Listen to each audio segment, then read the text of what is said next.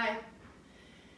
So today we're going to talk about seated yoga and still being able to infuse breath into your body and still being able to move the spine in all the ranges of motion it needs to move and be able to find some work in your legs. Okay? Getting started, I want you to have your feet resting into the floor and your sit bones nestled into the chair. Just allow your weight to release into those points, into the bowl of your pelvis, into the soles of your feet, and then feel the breath come into the body. So maybe you're closing your eyes, maybe your gaze is just down. You'll let the breath come in and out through your nose and feel the expansion of your body. Notice this idea of your spine getting longer as you let breath come in. If the shoulders feel like they're tight or anything, just give them a shrug to the ears and soften them down. Notice where the breath is moving in the body. Notice weight in your sit bones. There's a tendency to sort of try and be light in our hips, and then lots of effort and work comes up into our chest and shoulders that's unnecessary. So let the pelvis rest.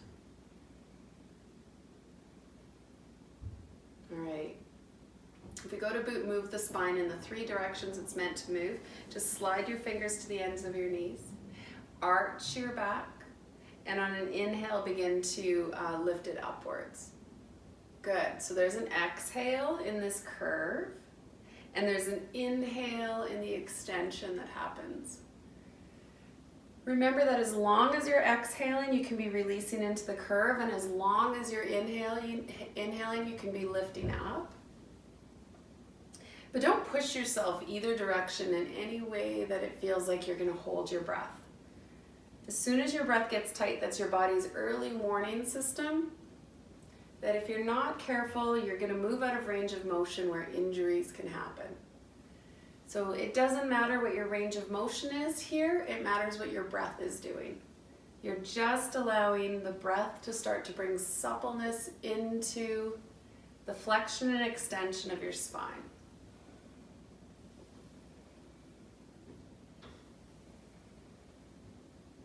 And then release that. So the next movement that we're going to do in the spine is this lateral side. We want to open up the distance on the side body.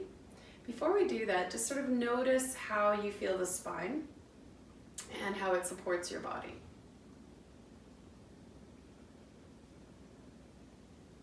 Your right hand can ground down on your chair. Your left arm can sweep up and over. The inhale brings you back to center, and the exhale takes you to the other side. So an inhale up and an exhale to the other side. Know that for any reason, if your shoulders are tight, this top hand can rest on your head or your shoulder. And what you're looking for is long length from the hip to the armpit. A nice long opening through the side body. Just finding that lateral plane.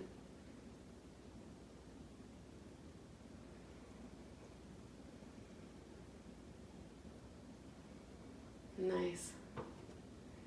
So come up from that. Notice now you can feel almost 3 lines in your body. You can feel the strength of the spine, and you can also feel the strength down the side body. Thirdly, we're going to bring our body into a twist. So bring your hands together, put your thumbs right against the breastbone. For this movement, because I want to isolate the back and not be using your neck and shoulders, keep the chin floating above the fingertips. Twist on the exhale, inhale back to center. Twist on the exhale. Super easy to twist the breath right out of your body, and it's important not to do that. So as you're exhaling, you feel the breath leave. When you get to the point that it feels like you're hitting a brick wall, hitting an end motion, either with your breath or your physical movement, don't push against that. Just use that, even a moment before that happens, use that as a rebound moment. to bring yourself back to center. If all you did every day was make sure that you moved the spine in the 3 directions that it's meant to move, it would be super happy with you. Yeah, and then come back to center. Let your hands rest. Feel a deep breath come in and out of your body. Notice how easy it is to sit tall now, how relaxed your body is. See if your weight still sinks down into the hip sockets. Drop your arms down by your side. As you inhale, let the arms float up. As soon as the inhale ends, use that as your turnaround point for the hands to go down. Yeah, breathe in, letting the arms float on the inhale. And then as the exhale begins, let the arms float down. Remember, it doesn't matter how high they lift. You're just letting the arms experience the upward movement of the inhale and float down on the outward flow of the exhale. Nice work. Good. Inhale the arms right up to shoulder height or a little bit lower. Take the thumbs down, turn them up, down, and up.